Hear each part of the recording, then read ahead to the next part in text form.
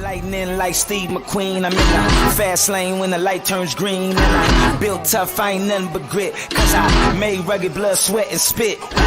Yeah, like a horse I fly. Better push yourself in for a bumpy ride. I like to play hard, but I work harder. And I weather the storm cause I'm built stronger. What is up, ladies and gentlemen? We are back. We are live. It is the Freight Coach Morning Show, the top morning show in transportation, coming to you guys every single weekday, 8:30 a.m. Pacific, 10:30 Central, to break down some industry headlines and, most importantly, provide some actual insight into what we can do with all of this information. If this is your first time tuning in, welcome. This is the real side of freight, ladies and gentlemen. And I say that before every single show. And what I mean by that is I only speak to transportation professionals on this show, as well as my twice-a-week long-form podcast, because I want to talk to the right individuals who have done what you're looking to do or who are currently doing what you're trying to achieve, so you can take that information, apply it, utilize it, and see a meaningful difference in your business and your life. Corey Buchan, happy hump day. Carla Isted, good morning to you. Coming in hot, you guys, on this Wednesday. A couple of quick announcements. So I switched my newsletter to release today. It's on Wednesdays now. And I did that because, like, I already have 2 podcasts that drop on Friday, and I thought that that one might be overkill. So we kind of switched it up, and we released it on Wednesday now. So if you got it today, that wasn't an error. That's just the way it's going to be moving forward. It was kind of a last-minute deal that my guy Christian, who's my marketing guy, him and I came up with that on like Monday of this week, and I had something come up last minute yesterday, so I couldn't go live for that. And yeah, so I just wanted to put that out there. If you got it today, that wasn't an error. That is just going to be the way it is moving forward. So if you want to register for this newsletter, because again, I don't automatically sign people up for things just because I have your contact information, just like I don't give your contact information out without a heads up first or asking for somebody's permission, because I think that's super annoying when that happens. So if you guys want to register for that newsletter, you guys go to thefreightcoach.com, and it should prompt you as soon as you log in or log onto the website, that it should prompt you to register if you want to go do that, thefreightcoach.com. And then we're going to also be putting the podcast on the website as well. I'm just, again, you guys, I'm in the process of figuring out a lot of these things, and I want a content library that I own that isn't just reliant on iTunes and Spotify as a way to get people access to that. And, we got some exciting stuff coming, you guys. I mean, we're at year 4 now, and I see the definite opportunity to invest in growing out my team and growing out the media side of things here. And that is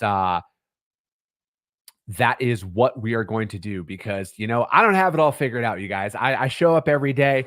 I have a plan on what I want to do, but I don't have it all figured out. I'm learning as I'm building up this media stuff, because this is, as an independent media creator and everything else, this is a whole new ball game for me. Even still, it was like, I feel like these last couple of years were, that raw, just kind of posting stuff out there and doing it. And I'm always going to keep that raw touch to my content. Don't worry, I will always say fuck on my show. So just so you guys don't think I'm selling out or anything like that. But I'm trying to, make it look a little bit more Joe Rogan-esque and, Andy Frisella-esque. And those are 2 podcasts that I watch all the time. And I see the way that they put their show announcements and their marketing stuff out there. So I'm just looking to level up in all areas. So that's what we're going to be doing. I released the studio photos of the photo shoot that I did. And yes, I understand on the last ones I wasn't smiling as much, but that was the whole point of the photo shoot. It was to throw a bunch of different stuff out there, but I made sure to smile a lot more for these studio ones for you guys who love these pearly whites. But no, you guys, that's what we got going on. Again, you guys, I'm just a guy out here who's just got, in the arena, got everything on the line to make all this shit work. And that's what we're going to continue to do is, and that's one thing from my content journey is I want people to see the different levels as I grow, as I scale, and, bring on more advertisers and improve the media side of things. I want people to see the groundwork and what it took to build things up like this over the years, because it's it's a challenge at the end of the day, and we're going to continue to push this and grow this out. And you guys are going to get a front row seat here for how it's going to be done. So let me see here. I will get this up and running here, and we'll get into the show as always, you guys. We're going to break down some industry headlines here. There was some news that kind of broke last night. I want to bring that article in first here, and then we're going to talk about. I chose some other ones. A lot of it is in regards to the market. But yeah, you guys, as always, if you guys get value in what you hear on this show, subscribe, share it out there. iTunes, Spotify, YouTube, wherever you're watching this, Twitter, wherever you're watching this, make sure you drop that notification bell as well, so you are notified every single time we put up some new content. But first article, I saw this morning out there. This is from JOC, and it's Transfix is selling digital brokerage business to NFI Industries. Digital freight platform Transfix said Wednesday it is selling its brokerage business to NFI Industries, repositioning itself as a software and data solutions company. Terms of the transaction were not disclosed, and then the deal brings an additional 15,000 trucking companies to NFI's existing brokerage network.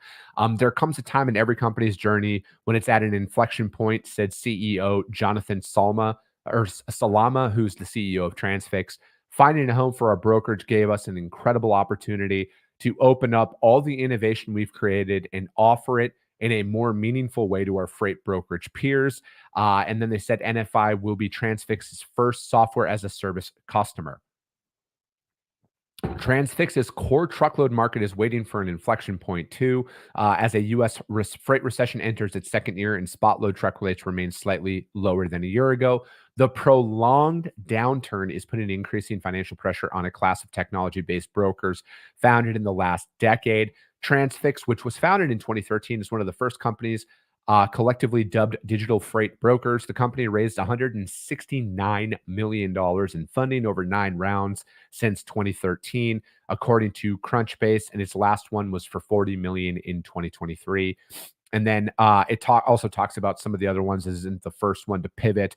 Obviously, Convoy, and then who sold their technology to Flexport and it relaunched. And then digitally native companies are finding the technology side of their enterprise may be a better bet in a weak market than transportation brokerage side. That article, that announcement was from the JOC out there. Bill Cassidy put that article out, joc.com. And I don't know if you guys follow Andrew Silver on LinkedIn, but he put I thought he put a really good post out this morning, kind of breaking this down about, the whole digital space and kind of what's going to happen through this. And I won't, quote everything that he had said verbatim on this show or anything. I want you guys to kind of go out there and read that his post. But I think that, again, this is a pivot, to say the least, I think, for a lot of technology companies, because I don't think the digital space in brokerage is dead. I truly don't. I don't know if it's ever going to get as much investment as it did originally. I mean, we're talking billions of dollars at the end of the day that companies in the digital space raised. I mean, Convoy was like one of them, I think. But it's, I think that the digital age in freight, digital freight matching, all of that, I don't think it's dead. I just think that it is not market adoption at a widespread level right now. I truly don't feel that way. That's not to say that somebody's not going to come in here and make it happen, because I truly think it is going to happen at some point in time. There's always going to be a place in this industry for truck drivers. There's always going to be a place in this industry for freight brokers. I just think it's going to look a little bit different. I think this was a big trial run, and I think that there's a lot of really smart people out there who are going to break down all the data, see what worked, what didn't work, and then they're going to pivot. They're going to make necessary changes out there, and they're going to come back at some point in time. I don't think the digital freight matching age is dead by any stretch of the imagination either. I think that there are some customers and carriers out there that are very adoptive to this style of freight. And, there's always been that book it now style feature that is out there. I just think that it's not going to, like, this has kind of proven that it is not as widespread adoption as some may have thought. And I also think that this is going to be one of those situations where it's going to come back. It's just going to look a little bit different next time. And again, I think it's going to be, I think a lot of people casted a really wide net with it. And then it's going to be very strategic. Again, I don't know. This is just purely speculative on my part that it's going to come into like a, we'll go with like excuse me, I'm drawing a blank here. Kraft Heinz, for example. We'll do a Kraft Heinz example where I think digital freight matching will be a major component of their business. If it's not already, I'm not signed up for them. Or like with Anheuser-Busch or something like that. The people who have 40 loads a day that transfer between Dallas and Chicago, for example, that are always 26 pallets. They're always 40,000 pounds. Nothing changes about them. I think that is where the adoption will come back in at a small, digestible, step-by-step basis. And I think that then eventually what will happen is it will be I think that it'll be like on a company by company basis. I think that a lot of the tech forward companies that have a lot of repeatable, scalable freight is where the tech adoption is going to roll back out in. But I wouldn't be surprised if it's shipper technology that rolls that out, and it's not going to be technology for freight brokers or trucking companies. I think that it's going to be brokers are going to get access to their 3PL or whatever that looks like at a large enterprise shipper, and then you're going to need API connectivity into your stuff, into your TMS and everything. And I think that's how it's going to re-roll back out, because I do not think that this is dead by any stretch of the imagination. I just think that a lot of smart people are going to learn from this. They're going to pivot and they're going to move forward. The next one that we're going to break down is also kind of on the digital space here. I brought this one up not to shit on either company, but to kind of bring up how the optics of this looks, because I think this is just another marketing absolute mishap by this company. Freightwaves.com, Flexport expands Convoy platform to connect more brokers and carriers. It says that Flexport announced that it's expanding its Convoy platform for brokers by giving access to the thousands of carriers in network. The global provider acquired Convoy's technology and IP, intellectual property, in November after the digital broker shut down. The Convoy platform was launched in February and aiming to build a one-stop shop to ship products around the world. The expansion of the Convoy platform will use AI and other tools. And then this is a pretty notable departure from how Convoy had executed before we relaunched the Convoy platform, said Bill Dreigert, a Flexport executive VP and head of trucking. Specifically, we architected it to be much more neutral and open to all brokers. Dreigert said Convoy built an exceptional stack of a technology that is out there. I got to stop at this point. Like, Flexport, whoever your marketing team is, again, I don't know if Convoy still owes like a bunch of money to a bunch of carriers that hauled their freight for them before they shut down and went bankrupt. But using the Convoy name, which is stained in this industry because they fucked over a lot of trucking companies when they shut down. All right. I don't know if everything's been resolved, but the last time I checked, they still owed a lot of trucking companies a lot of money. And to market that as the Convoy platform under Flexport, like, who the fuck signed off on that is what I want to know. Like, how did Ryan Peterson, I believe is his name, is the CEO of Flexport. Dude's all over social media, loves some of himself. How he, of all people, didn't think maybe this was a bad idea, I don't fucking know. But Flexport, I'm not a marketing expert at all, but I think this is a really bad look on your guys' part. I really do. I really think that you guys couldn't create a new name for this at all. Like, fuck. I mean, at least put At least put some lipstick on the pig at this point, right? Like, I come from a small town in northern Wisconsin. We say it all the time. You can put lipstick on a pig, but it's still a pig. At least if they would have fucking changed the name, like, come on. I just think that this is it's just a really bad look. Their marketing team just is atrocious at Flexport. I'll say it for what it is. The U.S. and it goes on. I won't bore you guys with all the details out there.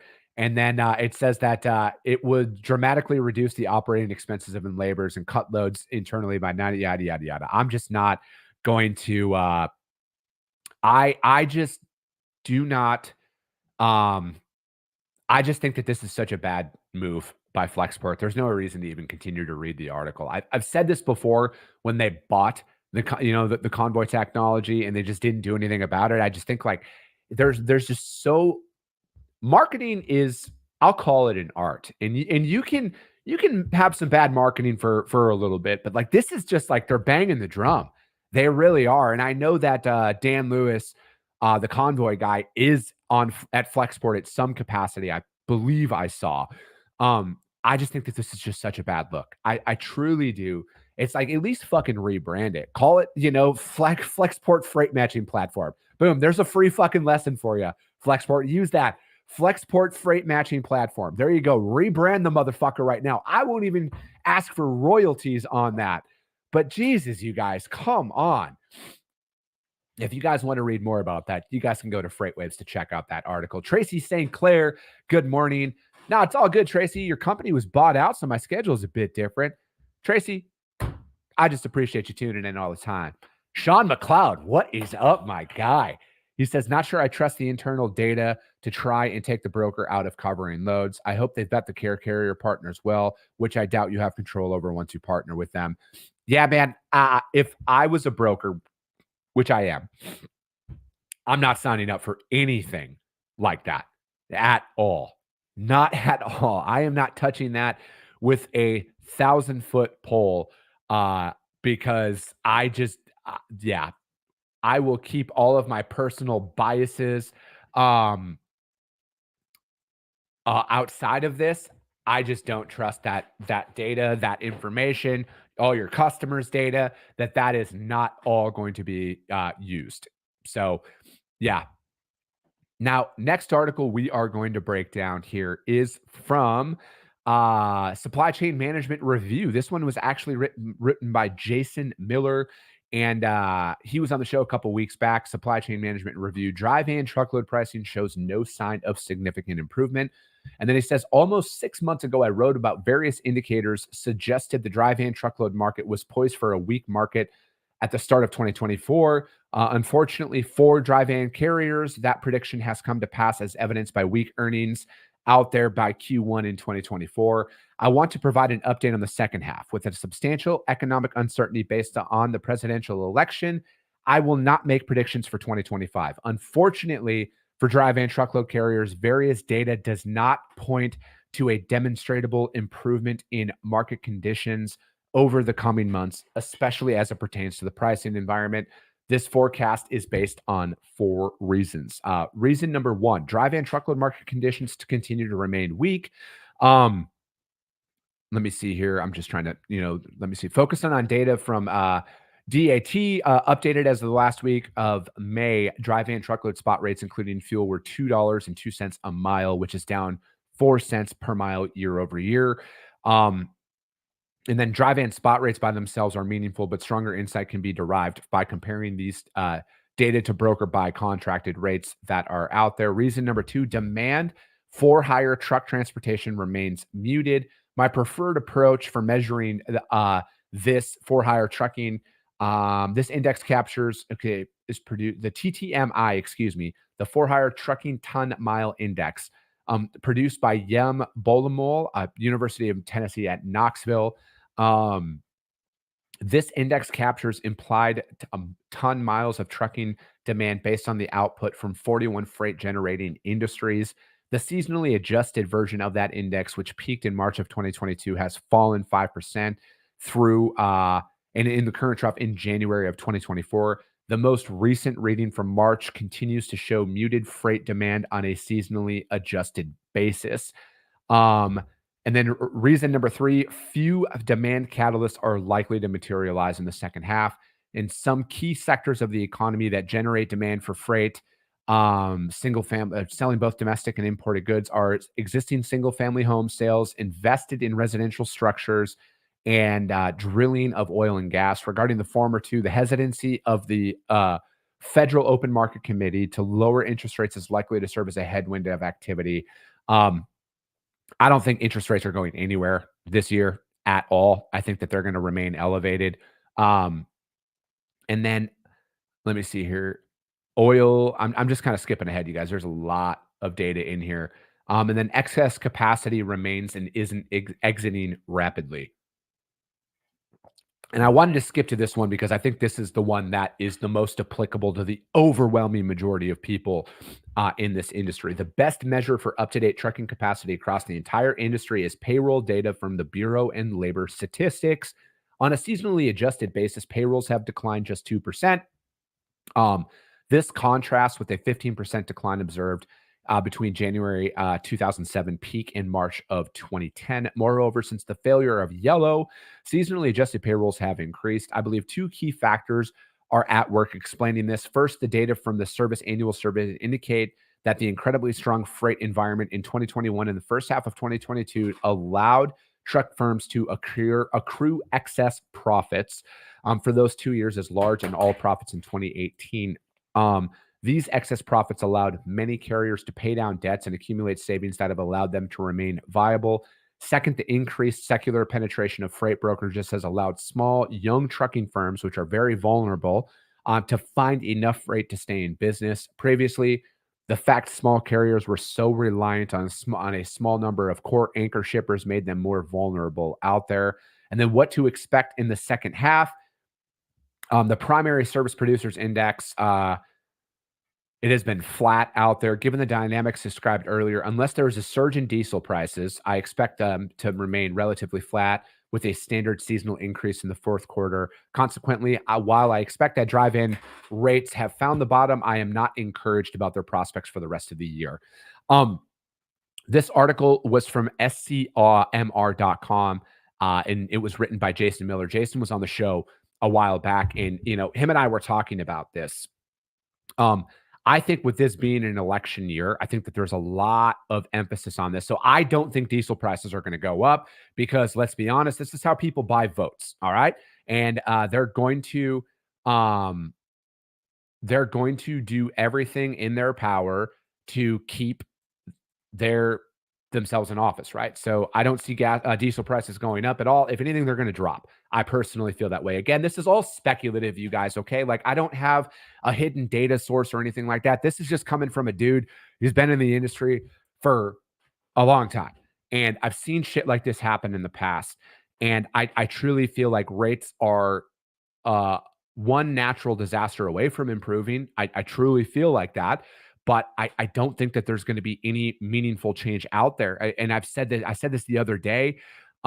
I truly feel like there will be more of a mass exodus of freight brokers prior to a mass exodus of trucking companies. I truly do. And I think Jason beautifully laid that out there in there about, trucks being able to stay on the road because of all of the insane profits that they were making. They were able to pay down debts, build up savings and everything else. And I think that they're going to remain through that because, like, in a market shift, like I've brought up before. So when I say I think there's going to be a mass exodus of brokers, I think it's going to come from the fact that a lot of them have never worked in a market before where they aren't in charge, right? Like, let's call it what it is. Brokers, for whatever reason, think that they own everything.